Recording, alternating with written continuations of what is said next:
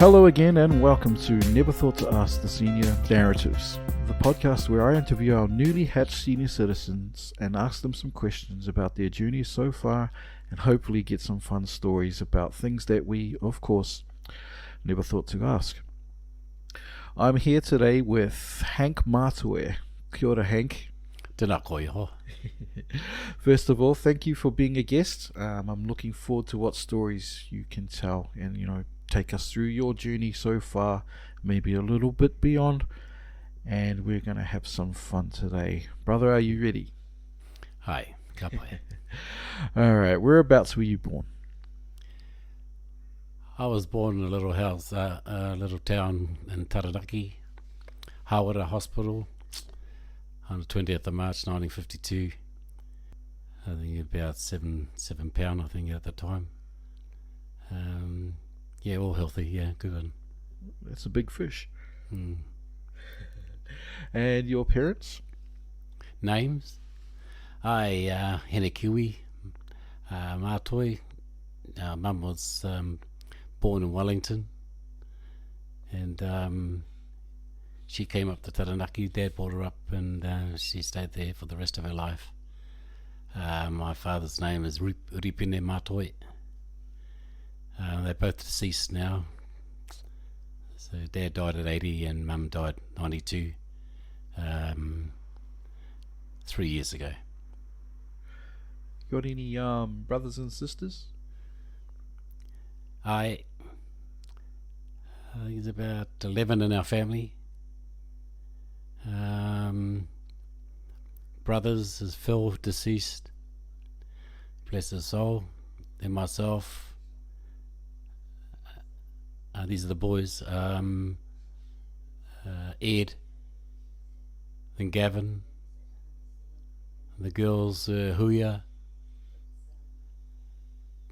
Marcia, Polly, Nessa,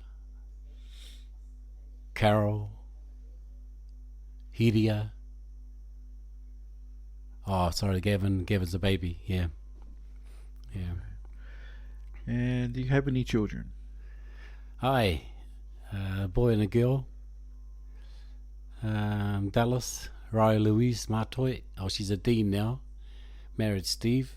They are still living in Wanganui with two mokos there, Sky and Jake. And Jamie, he's the son. He's over here in Australia. And he has three boys: Isaac, Napuarata, and Tare. Okay, whereabouts did you grow up? I grew up in Taranaki, a little place called Normanby, Mawhitiwiri Road. We were all brought up there in the homestead. Like way back in those days, everyone had big families, lived off the land.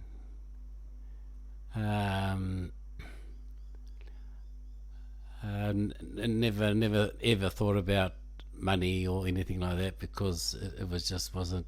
We didn't know what money was, but our richness come from Mum and Dad, on how they had us out in the gardens, before our homework every day.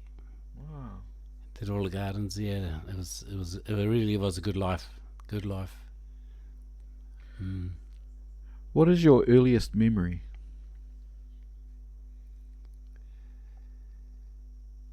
Oh, my earliest memory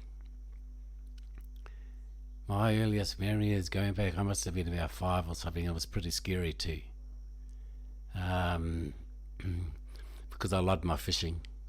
I just love fishing. I was only one in the family just went out and got the kai,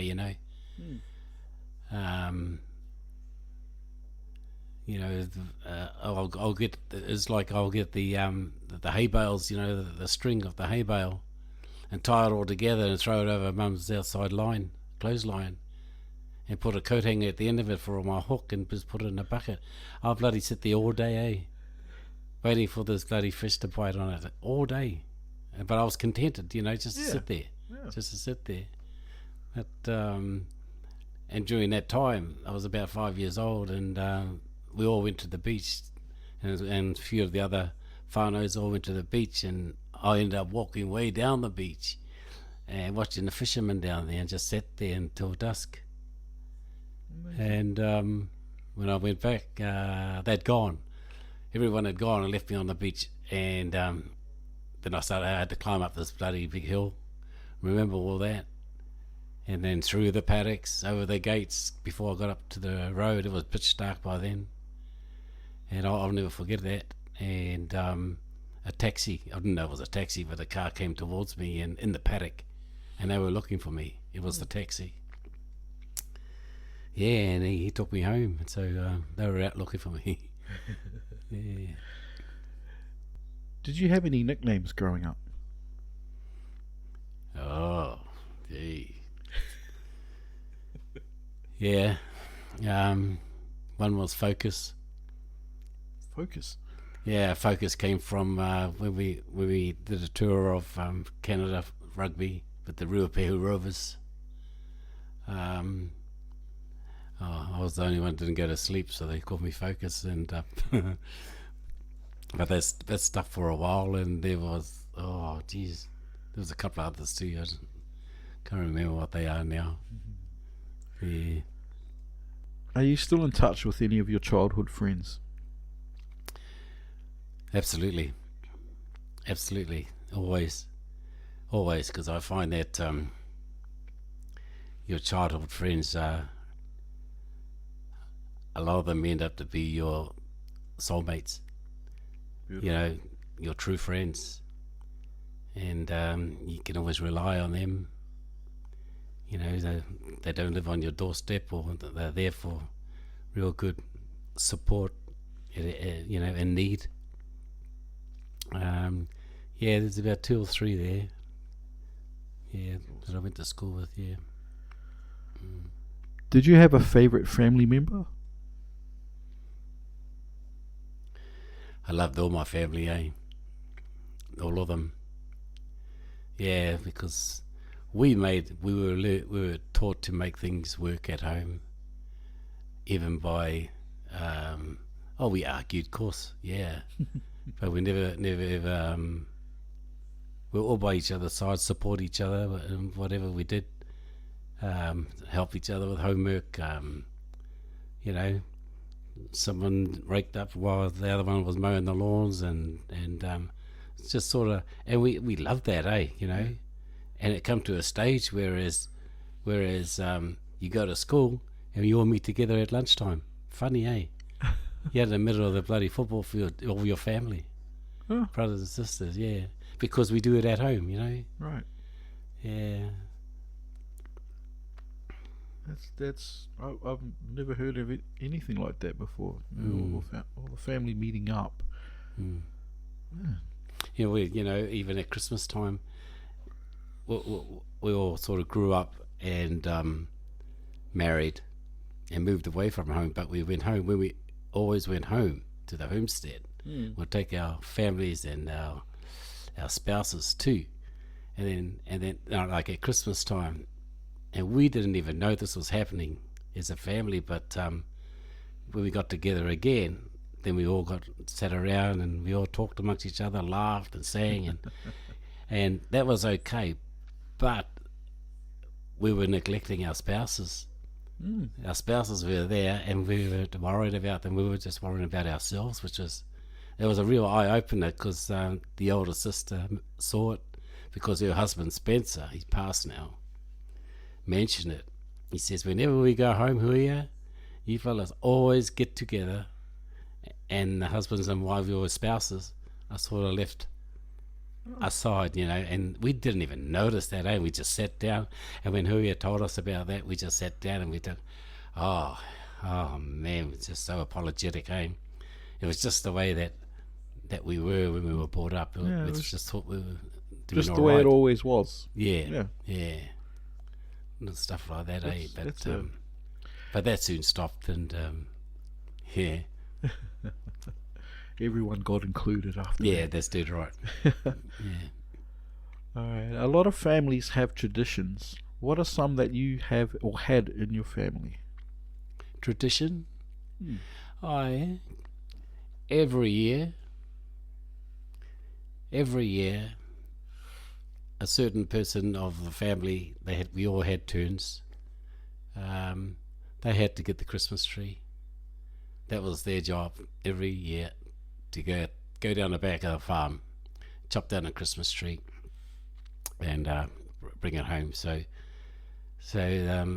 that was awesome, eh? And I remember my eldest brother Phil. He got a bit hard with Mum one day, eh? And it was his turn this particular the year to get the Christmas tree. So he wasn't in a very good mood. So he went down, hopped on the tractor, went down the back of the farm, chopped down this tree, and towed it all the way back up the hills and through the paddocks and back up to the homestead. And he stopped there on the front lawn, and Mum says, "What's that?" He goes, "Mum, it's my year to get the Christmas tree, and this is my Christmas tree." Well, Mum looked at this tree, and it was actually a branch. It was a branch off a makarapa tree. Oh. It was terrible. It was just one long branch. And Mum looked at it, and she's looked at him, and Mum said to him, "Well, that's beautiful. That's a beautiful tree. I love it. I'll bring it inside, son. Bring it inside." And, he got off the tractor. He go, "What?" Well, Mum wants it. You take it inside. That tree stayed inside until about February. Yeah. Until those leaves were just dropping on the carpet inside, and it was just making a hell of a lot of mess. But anything to annoy him. She wasn't going to give in on what he thought was going to piss her off, Hey. Yeah, so she won that battle. Yeah. Yeah, but it was good. It was a good learning thing. I was surprised it didn't end up in pieces and then in the fire. It did. Some of it did, yeah. It would have been nice and dry too. Yeah. Yeah. That's it. That's a good tradition. Different family member goes and gets the Christmas tree.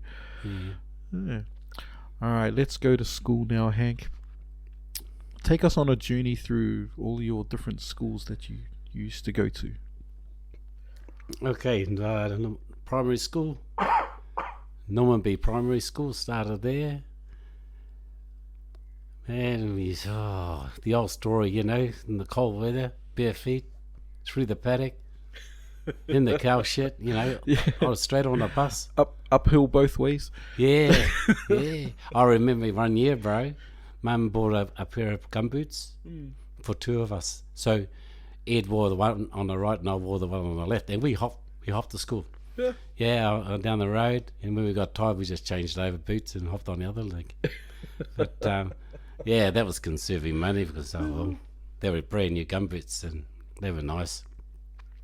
Yeah, all that stuff. That was primary school. Went to intermediate, Hara Intermediate after that, and there was another story too. Where Mum kept the boys home one day, at home, and she said, "You fellas stay home today." So we said, "All right, okay." So if they're all, we'll go and wave out to the bus when it goes past the house. So we were out in front of the house, in a line. It was the 5 brothers, when you're standing together, it sort of just tapers down. Anyway, waved out to the bus on the way. So we went to school the next day, and all the kids were pointing at us, and they said, "Hey!" And we thought, what the hell's going on? Apparently, when we were outside the house, we were all wearing our singlets. And those singlets, we didn't know at the time, but they were all the same colour, and they're the same material as the leftover Mum's curtain material. So we sort of blended in with Mum's curtains as well. They were yellow, and they never wasted anything in those days, No. Yeah. Oh yeah. So after that, I went to Hara High School. Yeah. And then the secondary school. How were you as a student? Did you have a favourite subject? being absent? No. Favorite subject? I loved arithmetic, maths. Maths. Yeah, I loved that, eh?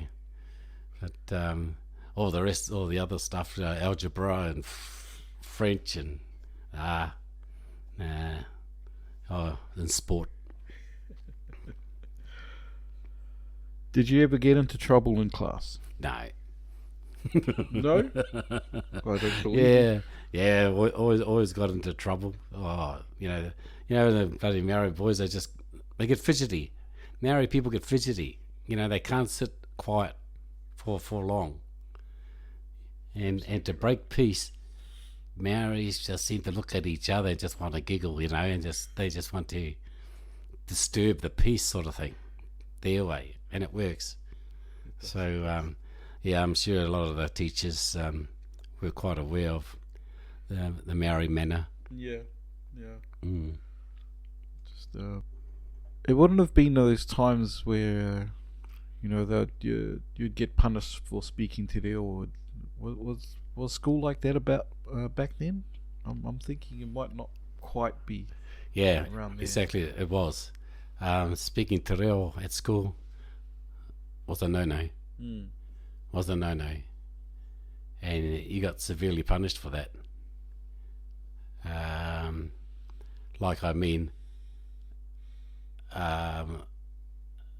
Stood out of class in the corridor. You stay out there.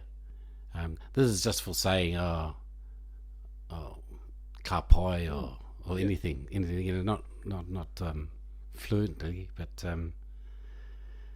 the teachers didn't seem to like that very much. So we were told off, and it was hard, because a lot of my friends were brought up with their grandparents, and that's all they spoke. Yeah, definitely. And they, it's just by chance they brought it to school, and not realizing, just normal speech, they're talking Māori, and even the old man, he was fluent as well. Not so much Mum, but she knew a bit. But at that stage, we knew more English than Māori, us kids. Definitely. Yeah. See, one thing I like about doing this, the podcast thing, is that if I can spot somewhere I can push you, I'll just try and lead you there, and just see what comes back. And that, bro, you took it then, and that was awesome, brother. That was a great answer. Thank you. Not many of our guests so far were of a family that were speakers. But yeah, that's one thing that not many people know out there, is that our language was discouraged at school back then. And even now they're still fighting to make it to get more of more students actually learning it. Yeah, well, that's right. But even at that same stage, there is that the Reverend Napi Waka. He used to come in once a week and do the Maori action songs, and stuff like that. And at the same token, we get penalised for speaking Māori at school at the same time, So yeah. Oh well. Yeah, that's the way it was. All right. Every school had one. Who was the meanest teacher you encountered in your school life? Oh, I think Mr. Tunnicliffe. Mr. Tunnicliffe. Actually, yeah. And that big copper, what's his name? He had a bald head.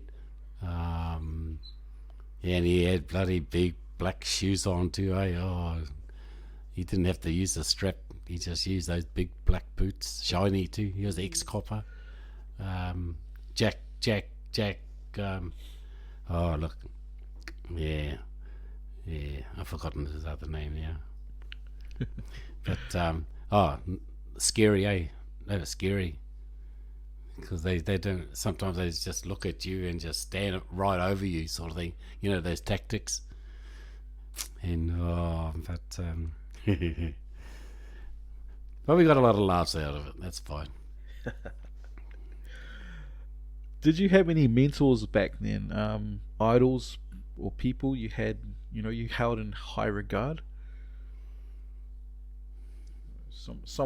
Perhaps someone you might have learnt the most from back then in school.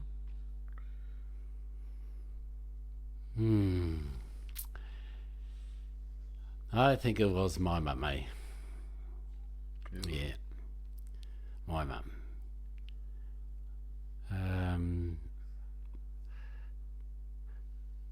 I could talk to mum whenever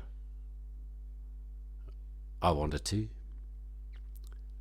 I could talk to her about anything, and regardless of the situation, whether I was guilty or not, her tone of voice was still the same. She was calm, always. And just the way she spoke at you, it wasn't to you, I mean, at you sort of thing, in your face thing. It was a very calming way of speaking to somebody. And I've always learnt that, and I think I've learnt being like that as well, because no one likes to be spoken down to, No. or anything like that, and if you speak to somebody, you know what I'm saying, eh? Yeah. It's You want it to be, yeah, reciprocal. You want it to come back. yeah, but in a good manner. Yeah. Whether it's right or wrong, it's a calming thing. It's yeah, and all of us actually we learnt to talk like that, especially when aunties and uncles come over home, which was frequently. They need to come down to the drive, man. We had to get off those seats. They never have to be asked to. Just get off and get those seats and let them sit down. We learned not to speak out of turn or interrupt. Stuff like that. Mum had a little game she used to play when she wanted to have a rest, when she wanted time out. She'll bring out this game. We used to be in no TV. We used to be in the lounge, and she'll say, "Okay, harm." She used to call it harm, HARM. I don't know why. Oh well, to be quiet. So as soon as she said harm, we had to shut up, regardless of what we were doing. And she'll put a packet of lollies down by her, and that was to the winner. Ooh. Yeah. So the first one who spoke was out, and they had to go to the room. Oh man, I can imagine the high level of competition in that time. Yeah, brother. I'll tell you what. It went all night. It went really late. Because you get the stubborn ones want those lollies, and it was calm. Mum was happy with that. Nobody won a lot of the times, because they had to go to bed. Yeah, so it was a good little game. Yeah. There you go, listeners. We'll make that one popular again, shall we? That's a good one. All right. Do you have any personal achievements in this time that you found satisfying, no matter how insignificant? Well, I'll be quite honest with you that music has always been the Music. The soothing side of me, like to put you at peace or to put you in another frame of mind, and it hits the soul, and it's it takes you to another place. It's really peaceful music, when you sing, good or bad, it doesn't matter. It happens to everybody. I think I'm on the right track here, am I? I just find the music, I just love that. Did you play any sports around this time? Yeah. Played rugby league. Played softball, tennis, squash, golf. Oh man, I was pretty good at marbles at school, eh? Marbles? Yeah. Ooh. Yep. Yeah, I was pretty good at that. Yeah, jeez. And we used to play at the back of Mum's house, way at the back, and all the kids up the road used to come across the paddocks with their marble bags. Wow. Spend the whole weekend out down the back of the farm playing marbles. Yeah, but yeah, they're the only ones. Yeah. Okay, let's go to work now. Give us a brief work history. Run us through all your jobs. Oh, my employment. Employment, yes. Okay. Oh, geez, it all started at school. And at school, that Dad was the only income. Coming into the family, and those days, even the men were the providers, and Mum or the mothers sort of stayed at home, so everybody lived off the one income, and sort of got to the stage where the crops weren't doing so well, and the older brother was on his way to the Māori college down Christchurch, and Mum's aim was for us boys to one be a carpenter, one be a painter and all that, so we all got together and did our certificates and got together and hopefully build a business, and so we can go out and build houses. But that wasn't to be. Dad was having a bit of trouble making ends meet at home, so he pulled me out of school and I ended up at the freezing works. So that was, I didn't mind that, because anything to make Mum happy. She was feeling the pinch at home. And so, yeah, just to lighten the burden, so I started at the freezing works. So I was there for a little while. How old were you here? 17. Ah, 17. Yeah, I was 17. So I started work at 17, and grew up pretty fast. Oh, yeah, playing senior rugby the next year. But that's good. Learned fast. Going into hotels when I was 18, when it's supposed to be 21. 21. Yeah. I first went into a hotel. That was at Party, Albion. I think it was the Albion Hotel. Yeah, and this fella came in the door, and oh man, I just froze. It was a cop, eh? Yeah, and someone gave me the guitar, and I was sitting on a stool. He said, "Son, just hold on to that." And they were giving me the shits, these fellas, and all my workmates. But apparently in those days there was the Salvation Army. Used to go down to the hotels with the box, and you put your money in. It was only one of them. So yeah. So after that, I went to I was driving concrete trucks for a while. Did a bit of sharing down at Rarahi, Awakuni, through there. Then managed the Kosi Club. Managed at the Kosi Club at Rarahi. Then managed the Castle Cliff in Wanganui, the Castle Cliff Club. Oh. And and I went over to the Waikuni prison. Kaitoke prison, and I was there for about 11 years, something like that. And then after that, I was on night shift, and I come home one night, and I was just reading the paper, and on the page it said cheap land in Queensland. Yeah. So I rang this number in the morning, and it was a Gold Coast number, and I thought it was Queenstown. It was bloody Queensland. And so while I was on the phone, I says, "Oh, where's this land?" Because they wanted 26,000 for the beachfront block. Yeah, so I says, oh, whereabouts is it? They says, oh, it's at Bundaberg. Oh, I didn't even know where that was anyway.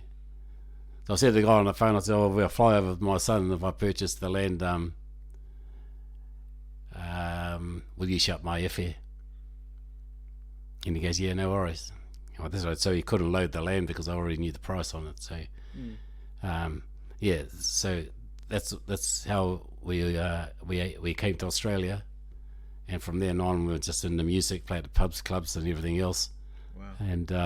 And driving trucks for the next 30 years. What would have been your worst job during all of that?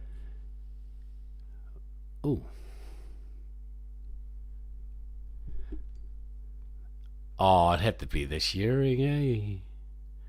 Because we went to work drunk all the time. It was just bloody. It was so hard, man. Because those fellas, I wasn't a shearer, I was a sort of rouser. Yeah, right. You know.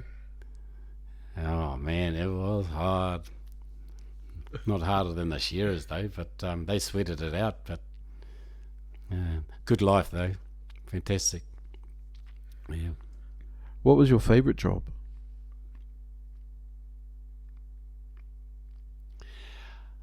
Favourite job, I would say managing the Raetihi Kosi Club. Yeah, there's a lot of reason why there, because I spent most of my the best life, best of my years at Raetihi. Yep. Because of the people there, it just I just sort of clicked with them. They look, they're very appreciative people. You know, they're country people. They say it as it is. I trusted them. It was a trust like I'll close the club. But these fellas, they drove for miles from the properties, and they at the club for all hours. So when I close the bar, they buy all the jugs they can purchase, and I say to them, you know, just put all the empties up on the table, make it nice and tidy for the cleaners in the morning, and the last one out locked the door. Oh. So it happened all the time. So it was really, really good, you know. The honesty was there all around. Doesn't matter whether it was sports or gala days or you know, or anything. It was just lovely people there, you know. And I invited a lot of the Taranaki people through to Raetihi to see how I was living, you know, and meeting new people. Yeah, fantastic. And I'm still friends with a lot of people there. A lot of them have moved on as well. Yeah. See. Do you have any favourite stories of maybe pranks that people played on each other at a workplace? Oh, which one you want to know? Oh, man. Yeah, Tammy's father, Tammy Pickery's old man. And they had to carry him up right up to the hill, you know, where the opposite the pa there. Just going out of Raetihi towards the Kuni. Up by the church, yeah. Yeah, the mini Ratana one. Was it? Oh, yeah, up the top there on the hill. I think I know the one. I think I went to one there. Yeah, we buried him up there. And, you know, where they had the big ghetto blasters. The big ghetto blaster with the big handle, eh? Yeah, so they lowered him down, and then they tied a rope around the handle and pressed a button, and they lowered it down. And what they played his favourite song was "Baby Blue." Oh, choice. Yeah, but the batteries were flat, and it come out of the hole. And do you know I still love you? Oh man! Oh, far out. Should we cracked up?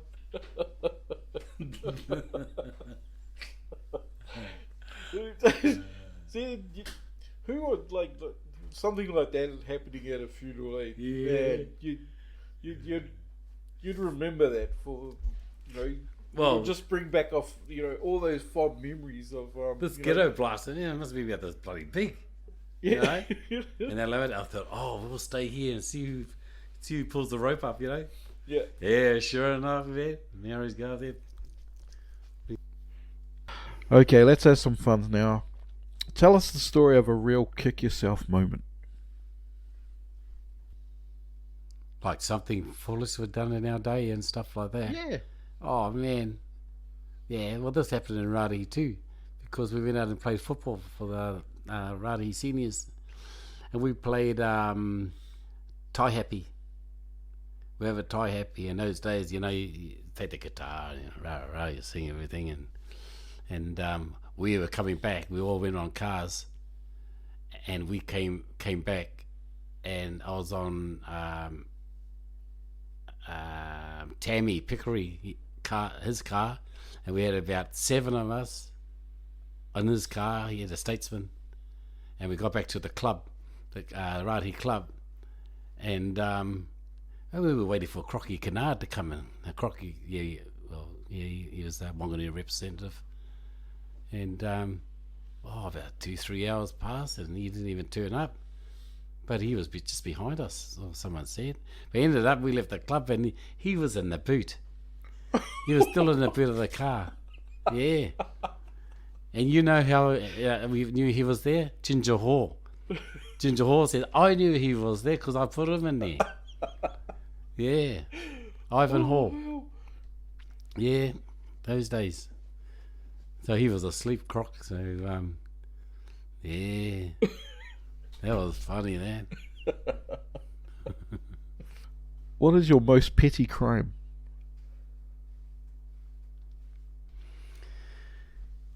Most petty crime? Yeah. That I got charged for, or just think it was a crime? Oh, the petty crime I can think of was that we went out to get some trout. Turangi it was, and it was at night with our spotlights, and in the creek. So when we left the car, we left one of the boys at the car, and we say to him, when a car's coming, just go, give us 1 toot, and when it's gone past, give us 2 toots, so we can put our torches on, off and on. Yeah, so this is happening. We're going on this creek. Deep. Oh, stop. Turn the lights off. Beep, beep. Oh, carry on with our fishing. Yeah, we get a lot of fish too, man, Yeah, beep. Beep, beep. Carry on and all that. And getting on about an hour and a half, something like that, That's how we're here. Doot, doot, doot, doot, doot, doot. What the fuck? What was that? Oh, then we looked at each other and thought, it must be a bloody ranger. Yeah. So I said, you fellas go down that way, and you fellas go down that way, and we'll get to the culvert up where the car is, and you fellas come up that way, and we'll come up this way, and we'll get them from behind, up on the road. We get up there. Well, our mate was on top of the truck because he was lonely, you see. Oh. Yeah, he was drinking a few beers, and I thought, dear. So that was our fishing trip. That was our little petty crime. Sounded like a good catch too. Aye.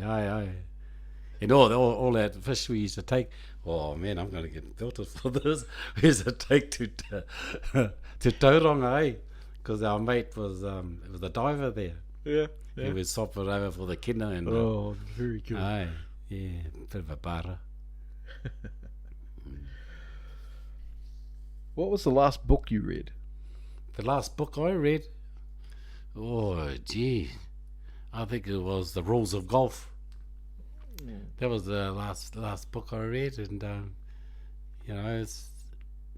everything changed. The last couple of years, a lot of the rules have changed. So, yeah, got to keep yourself up to date with it. Yeah, bro. All right, whack! You just got struck by lightning and have woken up with superpowers. What are they?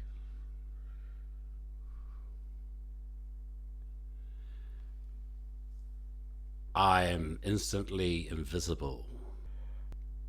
If Hollywood movie directors wanted to put your life story in a movie, who would you want to play you?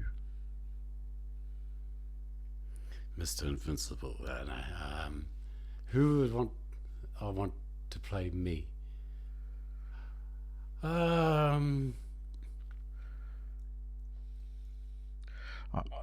reckon Dwayne Johnson could do a good Hank Matoe. Yeah. Oh man. Well, Billy T used to be a real good thing of mine, eh? You know, back in the day, he got a hard time, obviously, along his way, and how he expressed himself and all that. But it didn't worry me, mate. He was just a ton of laughter. That guy. That's a good one. Everyone has a song or two that is close to their hearts, as the lyrics sometimes match life events or a specific mood, perhaps even a fond memory. Give us a track or two that are near and dear to you, and why. Oh, look. Oh yeah, this comes to mind. Is that Mum and Dad used to sing this song to each other, and when they've had a few beers and with some other whānau around, they used to get up and sing this song all the time. All us kids were sort of in bed, you could hear the noise. But Dad will come into the room. I would be about 11, 13, something like that. He'll wake me up to come and play the guitar. Because I was the only one that knew the song. Wow. Yeah. And playing that song all the time, I got to love it, eh? But I could see, even though as tired and buggered as I was, just being woken up and just to go and play a song, go back to bed, you know. And I've seen the same expression on their faces every time, you know. I didn't know what they were saying because it was Māori, you know. But just the way they embraced each other and just singing the song, it's it's held me all the time, that song. And what's the first line? The first line is e hotu nei te manawa. E hotu nei te manawa.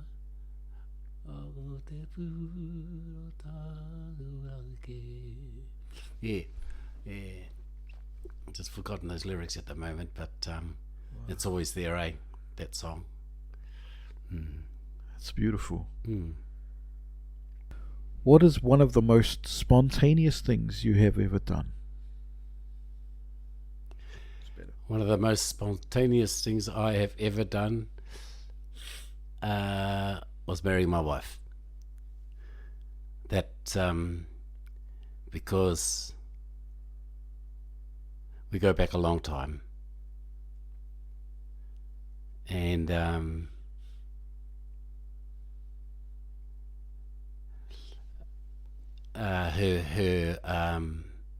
her beauty always, I was always admired by that, ever since I first met her. And I didn't chase her, but fate had it that we'd be together, you know, and that sort of brought us together.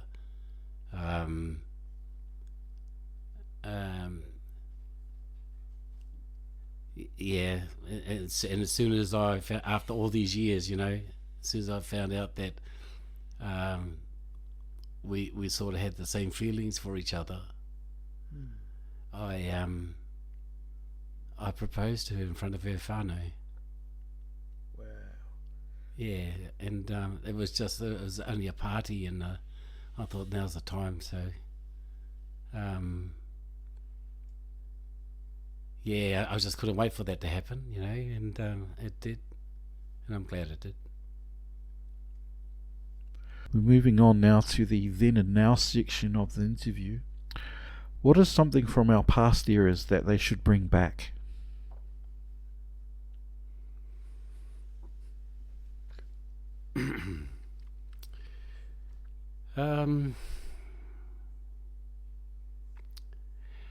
I think they should bring back the right to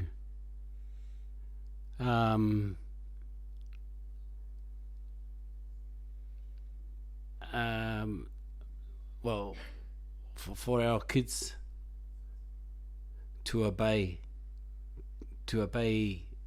their parents like they used to in the old days.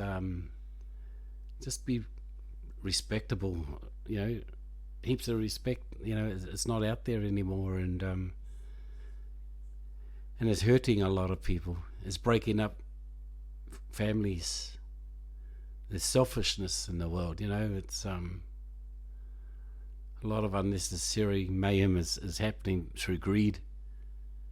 I blame the governments today, and it's all power, money, everything else. There's nothing in the heart anymore.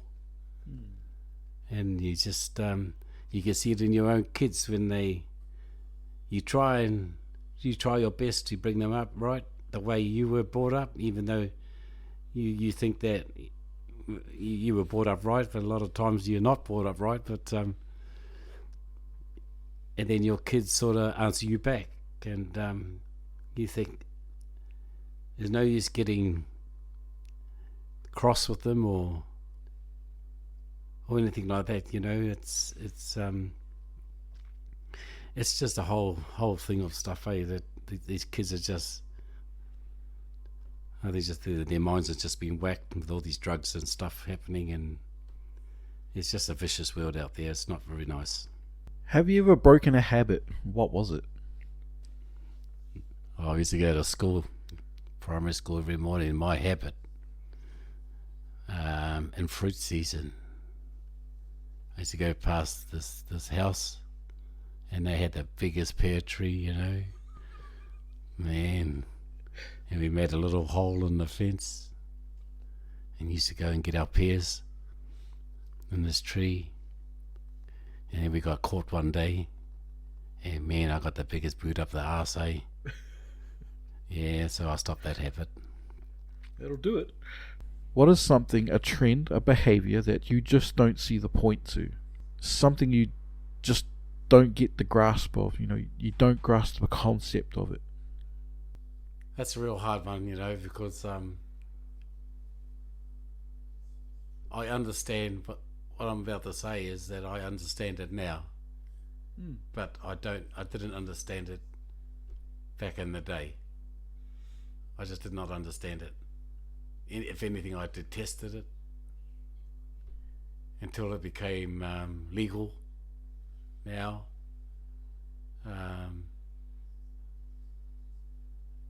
And it was gay marriages.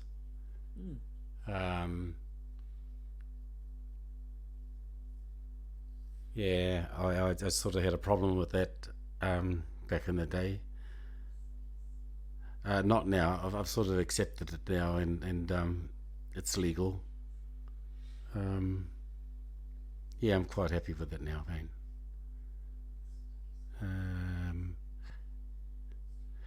I think it's the next. Why I say this is that just something happened to me at the Party of Freedom Works, and it just sort of all started there, but it was at the camps, at the works where I was living, and it was pretty hard to shake.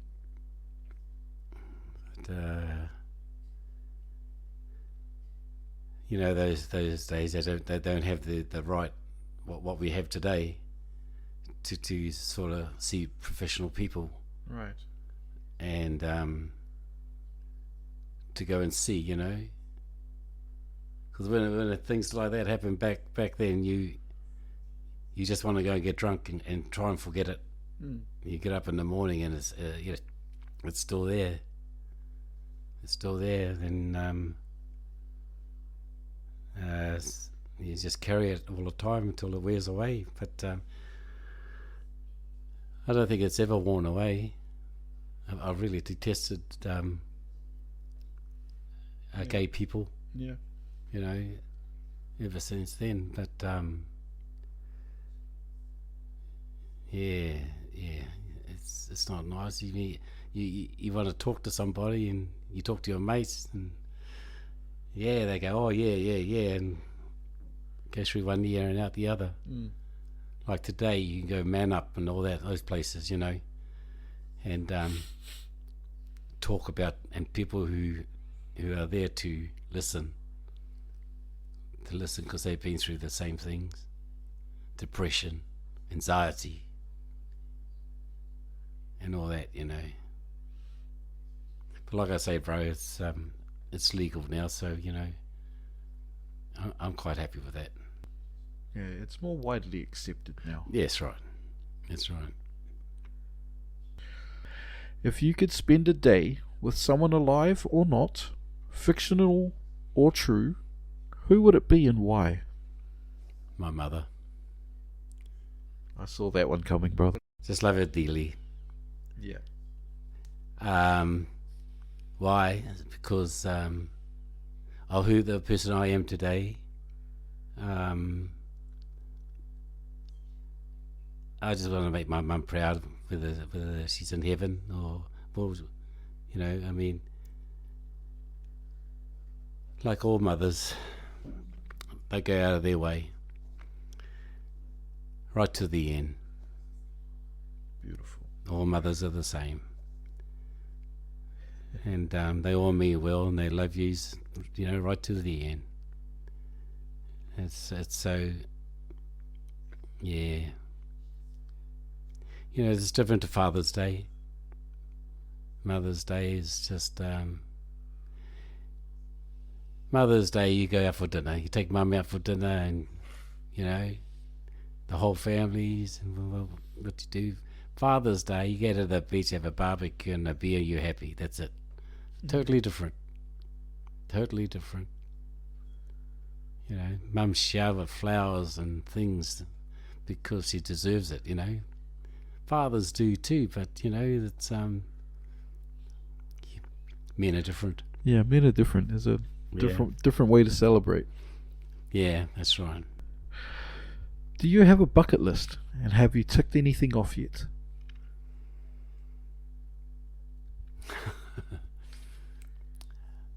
Oh, look, I don't know much about a bucket list, but I have some sort of list. It's my health list. It's with my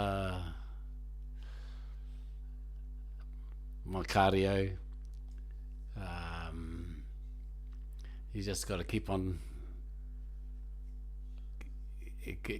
it all the time, you know, with the prostate as well, and all the other little things that come with it. I just want to urge all men out there to go and get checked on your birthday, because that way you don't forget. Always on your birthday, go and have a checkup. You know, it only takes 5 minutes, once a year, every year. The first year might be good, the second year might be good, the third year they might find something, the fourth year it might be gone, the fifth year it might come back twice as bad. You know, you just got to keep going and getting checked, and it's not hard. It's not hard. I've seen a lot of men out there, and she'd be right, Kate Tapoy. I'm all right, no worries. It just goes on and on. Before you know it, it's not good, you know. But my bucket list is just to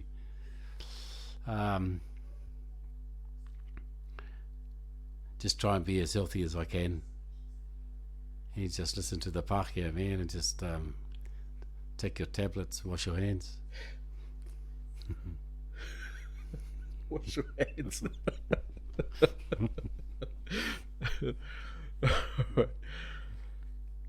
That was a good answer, bro. That was good. I love that one. All right, Hank, we're into our final question now, and that is, being a part of this podcast, you now have an opportunity to leave behind a recording for your future generations. What important knowledge or wisdom would you pass on to them?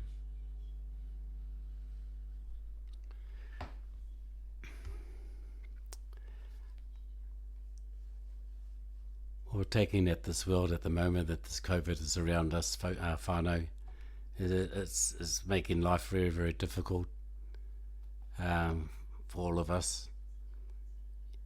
Living abroad or even staying here. I mean, it's our whānau passing away over home, and immediate whānau, mums and dads and brothers and sisters, and we can't get there, and and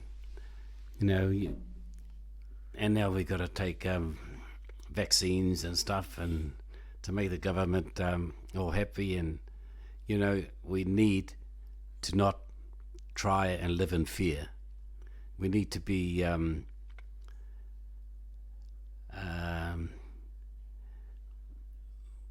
we need to be sort of calm ourselves, and I know it's I might be getting when you want to do some things, like the simplest things, like to wear a mask, when the law says wear a mask and you don't want to, is it worth the fine? I mean, I don't like wearing a mask. I hate it. I have a breathing problem. I don't like wearing a mask at all, but I feel like I would wear one then get fined for it, because times are hard as it is, and to be, it's law, whānau, it's law, whether you like it or not. But we are in a different world, and I'm so glad Mum and Dad aren't here in a way, because they wouldn't want to be going through this, what we're going through. It's terrible. It's terrible. The kids, everything's changed. The job situation, everything is the employment situation, the cost, the rich are getting richer. It's terrible, and it's happening everywhere around the world. It's the same. It's the same. Well, I'd just like to say to the young people out there, or to everybody for that matter, that we are here, and love is very strong. To love one another is a very powerful thing.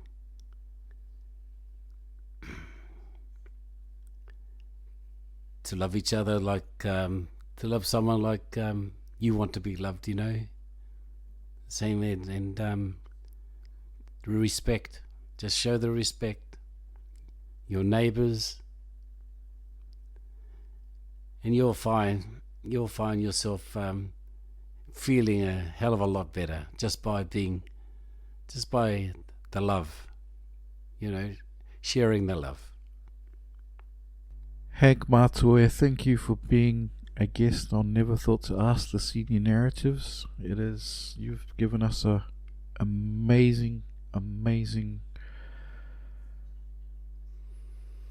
range of stories, and thank you for allowing us to be a passenger on your journey so far. You're welcome. All the best in your future for the big move up north. And this is Never Thought to Ask the Senior Narratives. Talk soon.